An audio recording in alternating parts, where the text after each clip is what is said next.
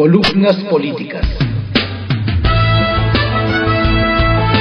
Continuamos con la audiosíntesis informativa de Adrián Ojeda Román, correspondiente al viernes 10 de noviembre de 2023. Demos lectura a algunas columnas políticas que se publican en algunos diarios de circulación nacional. En privado, por Joaquín López Dóriga, que se publica en el periódico Milenio. Es el Congreso, pendejos. Como en toda elección presidencial, la atención está puesta en quién será la sucesora de López Obrador. Por eso, solo se habla y ve en campañas de Claudia Sheinbaum y Xóchitl Gálvez, en el que la primera ventaja a la segunda, que podría remontar en un escenario antes imposible, ahora viable, no concluyente pero alcanzable. Esta lucha por la presidencia ha borrado lo más importante después de ese cargo y determinante, el Congreso de la Unión.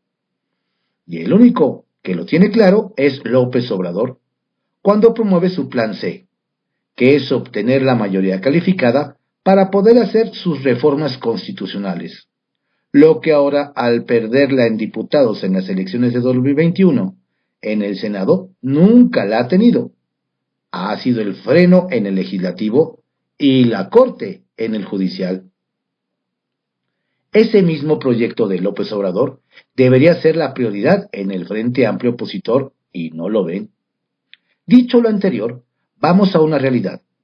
Los diputados y senadores de Morena no serán de Claudia Sheinbaum, sino de López Obrador, al que obedecerán sus duros y leales. En Frente, y en su caso, diputados y senadores de la oposición, tampoco serían de Gálvez, sino de los dueños de los partidos políticos que forman ese bloque.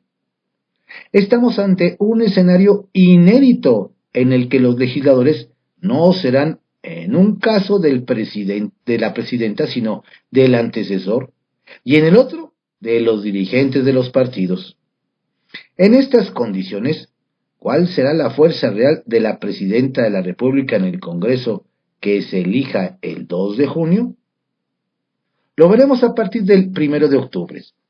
La prioridad de la oposición debería ser la misma de López Obrador: conseguir esa mayoría absoluta. Esa de no ganar la presidencia de la República, como hasta ahora todo indica, sería su mayor victoria, freno al poder y garantía de legalidad, equilibrios y democracia. Retales. 1. Autonomía. El economista Leonardo Lomelí, secretario general de la UNAM, es el nuevo rector para el periodo 2023-27. Es la primera vez desde 1999 con Juan Ramón de la Fuente que llega a la torre de Ciudad Universitaria un doctor, pero en historia, no en medicina. 2. Decretazo.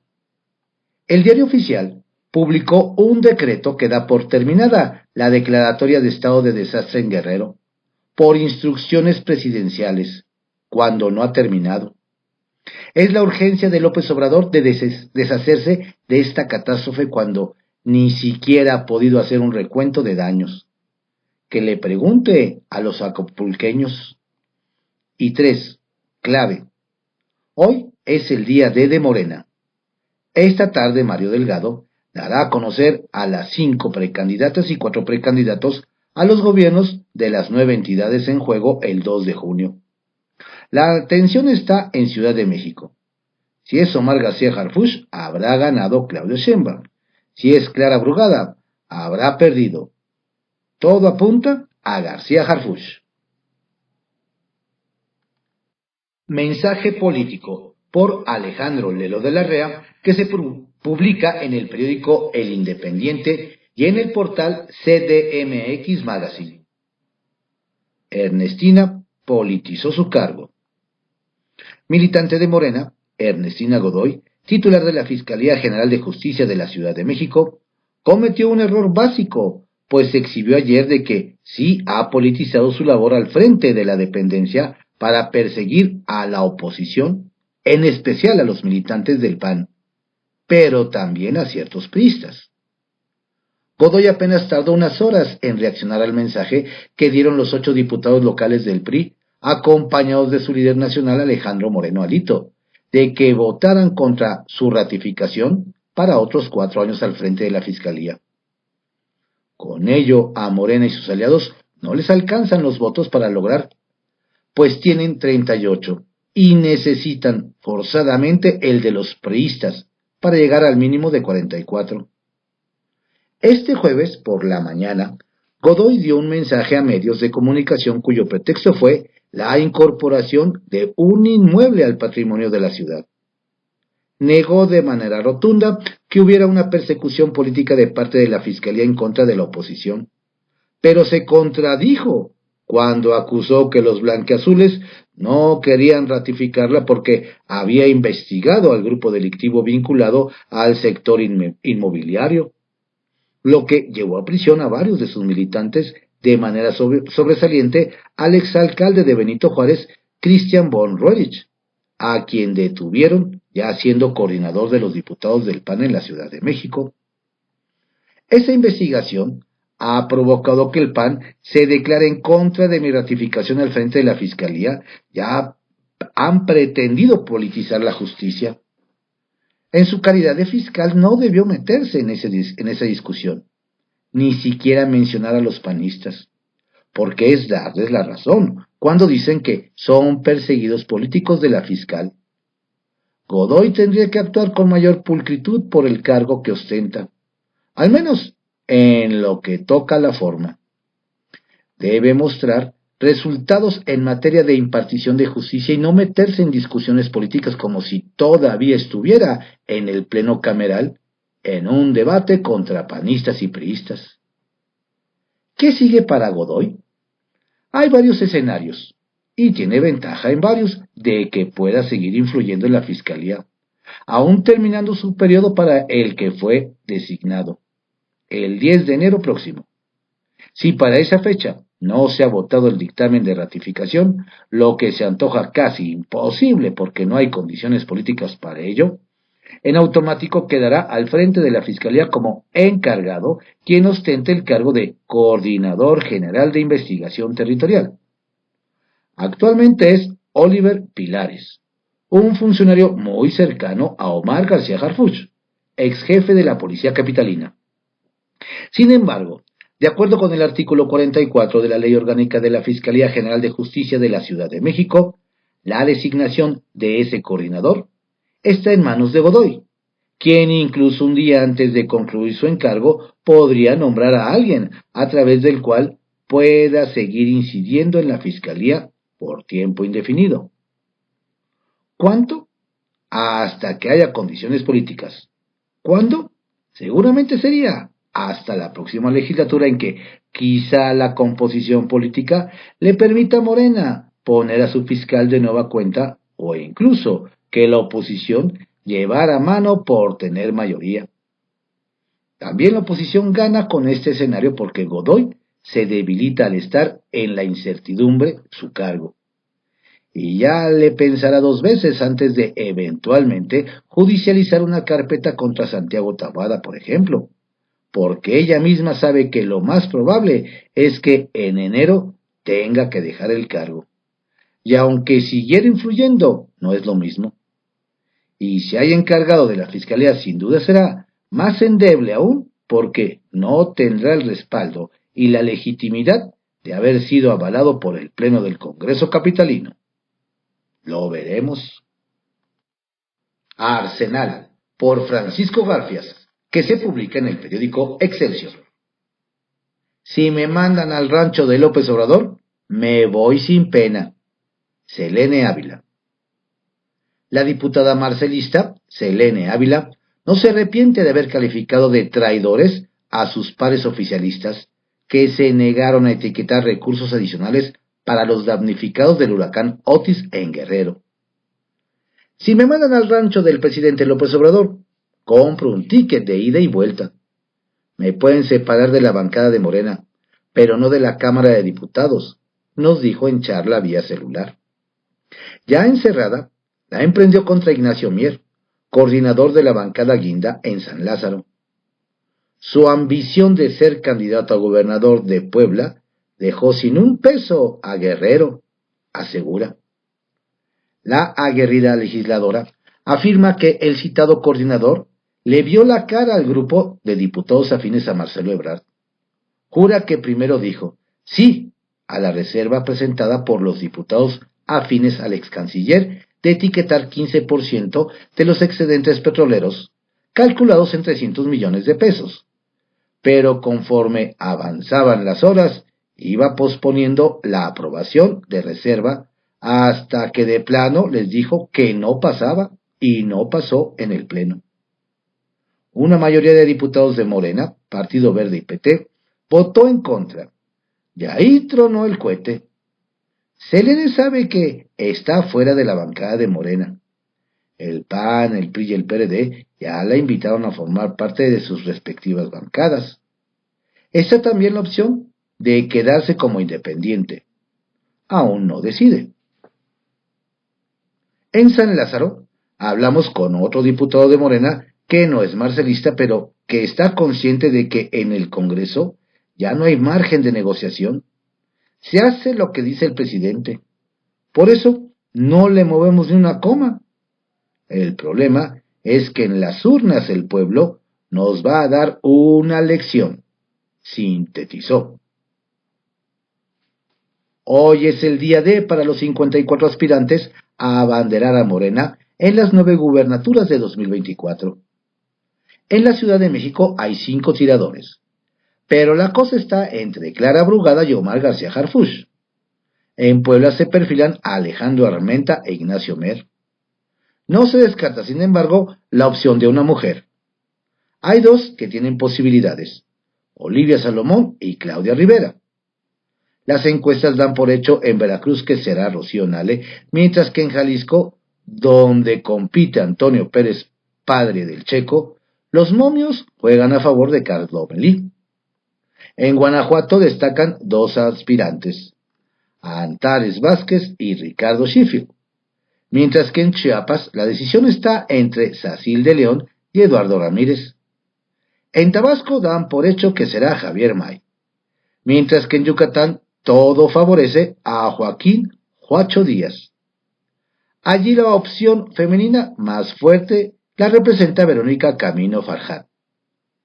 En Morelos, por último, dan por hecho que Margarita González Arabia, directora de la Lotería Nacional, será la candidata. El mismo día que Xóchitl Gálvez se registró como precandidata del PRI a la presidencia, Javier Corral renunció al PAN, tras más de 4 décadas de militancia. En el de Chihuahua explicó sus razones. El partido está enredado con el PRI más corrupto de la historia. Xóchitl, en cambio, reconoció el papel histórico del PRI en la construcción de instituciones. Tengan para que aprendan los que quieren reelegir 4 años más a Ernestina Godoy, titular de la Fiscalía General de Justicia de la Ciudad de México. De acuerdo con The New York Times, la Fiscalía General de Justicia de la Ciudad de México ordenó a Telcel entregar los registros telefónicos y de texto, así como la ubicación de varios políticos y activistas mexicanos, incluidos militantes de Morena. En la lista de espiados aparecen Santiago Taboada, alcalde de Benito Juárez, los morenistas mexiquenses Higinio Martínez y Horacio Duarte, la senadora del PAN Lili Téllez y la activista Alessandra Rojo de la Vega, entre otros. Por supuesto que Ulises Lara, vocero de la fiscal, negó que se esté espiando. Se investiga exclusivamente con fines jurídicos, aseguró. El INAI es uno de los organismos autónomos que López Obrador quiere borrar del mapa. No solo lo asfixia quitándole presupuesto, sino que desde el 22 de marzo de 2022 lo dejó, primero con 5 comisionados, luego con 4. Los senadores de la mayoría oficialista, sometidos a los dictados del Palacio Nacional, no mueven un dedo para elegir a los 3 comisionados que faltan. No son representantes populares, sino súbditos del presidente. Está claro que el primer mandatario no quiere transparencia ni derecho a la información. mucho menos la protección de datos personales. No conviene que se le caiga el discurso anticorrupción. Ese bloque al Instituto de la Transparencia, como lo llama, llevó a su comisionada presidenta Blanca Lili Ibarra a denunciar los ataques contra el INAI ante la Comisión Interamericana de Derechos Humanos en Washington. Allí dijo: importa la autonomía del órgano garante, porque los derechos humanos que tutela son esenciales para la democracia. Ataques contra su autonomía, como es la falta de integración de su pleno, importan, porque de esa independencia depende la efectividad del derecho a la información y a la protección de datos personales. Teléfono Rojo, por José Ureña, que se publica en el periódico 24 Horas. Nada para Cuauhtémoc Blanco. Palacio no lo quiere y él insiste. Ni el lloriqueo abre Palacio Nacional. Puede afirmarse hasta este momento que Cuauhtémoc Blanco es considerado un estorbo para el gobierno federal y la imagen de su partido. Es necesario aclarar, hasta este momento, porque todo en la presidencia de la República y su aparato administrativo seguía con fines electorales. Y el paso de la senadora Lucy Mesa de Morena al Frente Amplio por México pone en riesgo el dominio del oficialismo en el estado de Morelos. Era y es la puntera en las encuestas, muy por encima de la candidata oficial, la exdirectora de la Lotería Nacional Margarita González. Lucy Mesa es realista. Habrá un operativo de Estado a favor de Margarita, pero Lucy trae los momios y el respaldo de morenistas, panistas, priistas, perredistas y una sociedad agraviada. Lo dicho, habrá contienda. Por odio al Cuau, Lucy debe estar consciente. Tal preeminiscencia la ha logrado con un gran empujón. En todo el territorio morelense hay un rechazo generalizado a Cuauhtémoc Blanco. Por ello, cuando hace meses el Cuau habló con representantes presidenciales, le ofrecieron alternativas.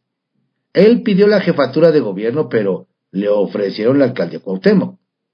Entonces se ordenó una encuesta y quedó demostrado: no ganaría por su mal gobierno y sus malas relaciones. Y algo peor, no garantiza lealtad al 90%, ni el 10% restante de eficiencia. A falta de acuerdo, pidió una senaduría para alcanzar fuero y alejarse del brazo de la justicia del fiscal Uriel Carmona. El Congreso del Estado y Lucy Mesa sí gana. Hoy, ni eso. No hay propósito de darle inmunidad ni en Morelos ni en la Ciudad de México. Y no se diga su otra petición, su medio hermano y tótem Ulises Bravo tampoco ganaría una diputación y primero debe responder por señalamientos documentados de violencia familiar. En esos términos fue el reporte. Goya a la UNAM. 1. Como nuevo rector de la UNAM, Leonardo Lomelí tiene múltiples tareas y le favorece no ser incondicional del régimen. Por ahora la 4T no se apropia de la universidad como quería, pero tiene muchas tareas. Hacer valer la autonomía será su función suprema, pero en el camino se encontrará proyectos cuya continuidad está garantizada por la normatividad interna. Uno de ellos es el Seminario Universitario de Estudios sobre Democracia, Defensa, Dimensiones de Seguridad e Inteligencia. Enrique Graue le comentó al especialista Javier Oliva Posada, quien durante decenios se ha dedicado a esos temas hasta ser reconocido internacionalmente, y aquí por el Ejército y la Marina. Oliva Posada promete utilizar este espacio académico como primer acercamiento institucional de la UNAM a temas contemporáneos del mundo y a la vida cotidiana. Enfocar el tema hacia la prevención del delito y la sociedad mexicana se lo agradecerá para no velar más víctimas de la violencia.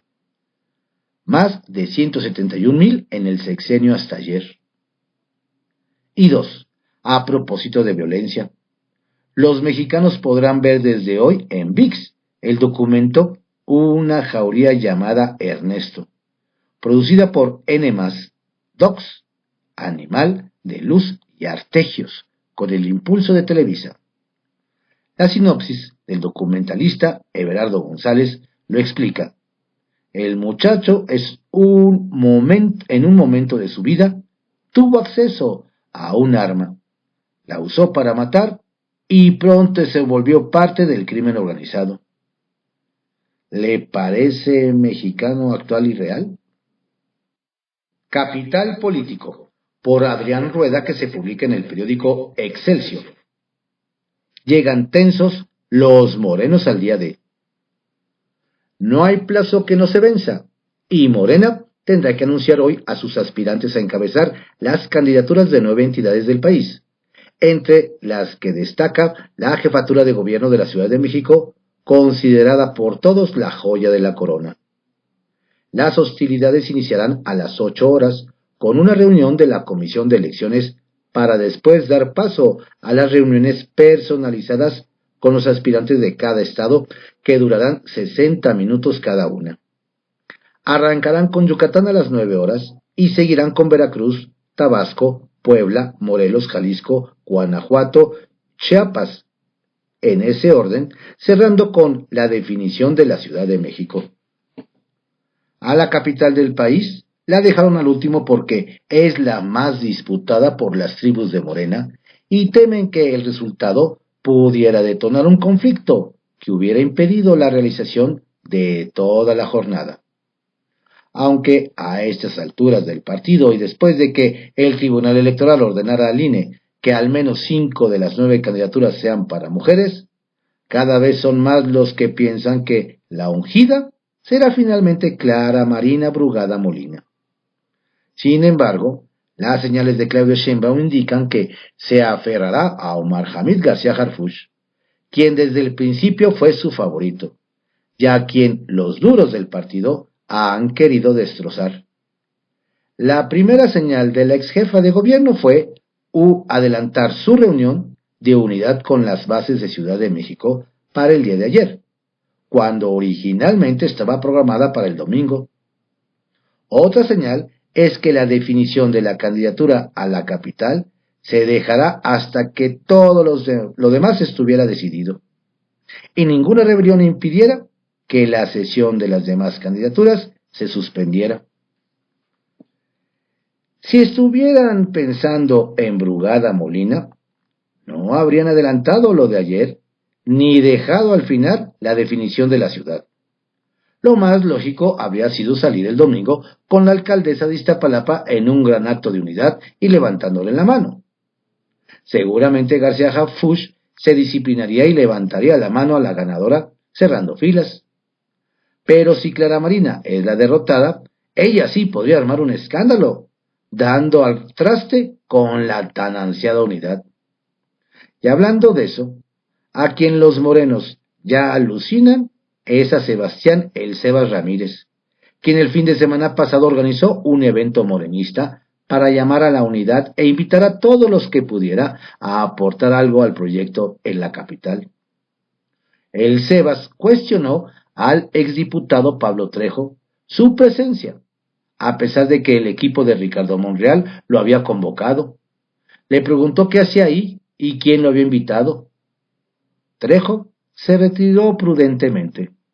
Varios morenistas recriminaron a Ramírez su actitud de cadenero de antro, pues en vez de unir y de sumar esfuerzos, ahora Pablo es dueño de su carta y se puede ir libre a otro equipo sin que se le pueda recriminar algo. En la Alianza Va por la Ciudad de México tomaron nota. Centavitos. Vaya movimiento que originó en la alianza opositora de la capital la versión de que el diputado Víctor Hugo Lobo renunciaría ayer a su larga militancia en el PRD debido a maltratos políticos por parte de la dirigencia nacional de su partido. Incluso llamó a conferencia, que de última su equipo canceló, y anunció que se llevaría a cabo el próximo martes. Dirigentes del PRI, PAN y PRD le llamaban insistentemente para zanjar las diferencias políticas que pudieran haber. Al parecer el diputado lo consultaría con su equipo, pero se ve muy difícil que dé marcha atrás. La divisa del poder, por Adrián Trejo, que se publica en el periódico 24 Horas. Goodbye, Godoy. La revelación de The New York Times sobre el presunto espionaje atribuido a la Fiscalía de Justicia de la Ciudad de México a cargo de Ernestina Godoy podría provocar una carambola de 3 bandas.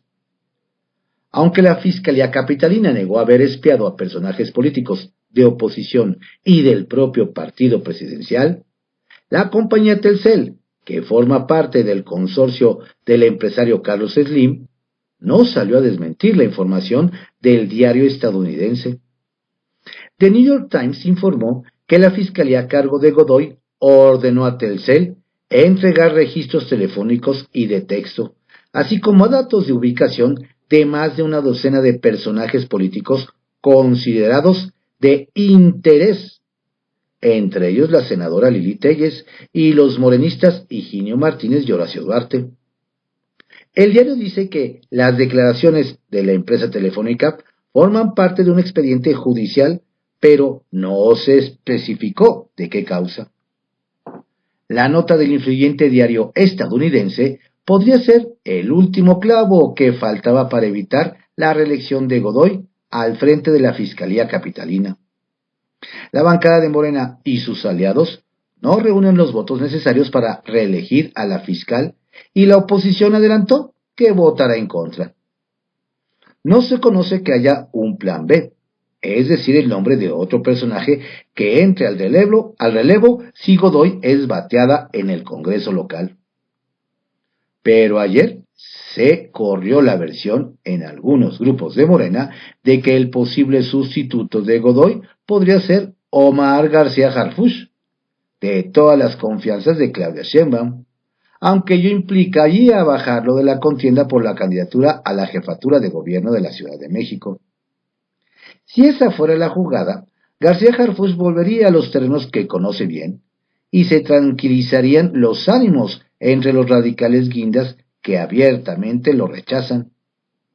Todo puede ocurrir hoy, cuando Morena presente a los candidatos y candidatas a las 9 gubernaturas en disputa el próximo año. Como quiera que sea, dejando atrás las especulaciones electorales, el foco debe centrarse en el espionaje, esa actividad que, dice López Obrador, su gobierno nunca hace. Ajá. Como Marcelo Ebrard sigue haciéndose el interesante y no define qué hará con el poco capital político que le queda, el presidente, su amigo López Obrador, le tundió ayer sin querer queriendo. El presidente dijo, mejor dicho, repitió el discurso ese de que el político que no piensa en el país, en los mexicanos, sino en las posiciones, es un arribista, un oportunista. No más faltó que dijera, como algunos que yo conozco, pero todos sabemos a quién iba dirigida la perorata. Bien operó el todavía rector de la UNAM, Enrique Graue, para evitar que el proceso de selección de su sucesor, que recayó en el secretario general Leonardo Lomelí, se convirtiera en un circo. La designación de Lomelí cerró el paso, por el momento, a los alfiles de la 4T. Quintana Roo se mantiene como líder en crecimiento industrial del país, de acuerdo con el indicador mensual de la actividad industrial por entidad federativa IMAIEF. El Estado continuó su registro en julio de crecimiento de más del 200% en su más reciente medición, lo que se refleja en mayor inversión y empleo para la población con la diversificación económica. Es el estado con mayor crecimiento en el país. Estas fueron algunas columnas políticas que se publican en algunos diarios de circulación nacional en la audiosíntesis informativa de Adrián Ojeda Román, correspondiente al viernes 10 de noviembre de 2023. Tenga usted un excelente día. Cuídese mucho lo invito a que nos visite en nuestro sitio y se mantenga informado en www.cconoticias.info. Que tenga usted un excelente fin de semana. Saludos cordiales de su servidor, Adrián Ojeda Castilla.